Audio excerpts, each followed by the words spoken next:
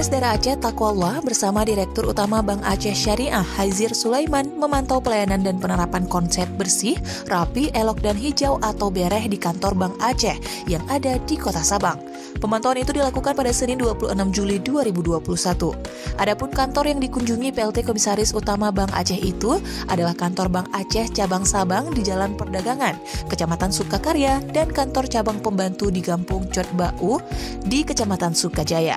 Selaku lembaga perbankan syariah milik daerah yang pertama lahir di Indonesia, kata Taqwallah, Bank Aceh diharapkan dapat menghadirkan sistem perbankan syariah terbaik di tanah air.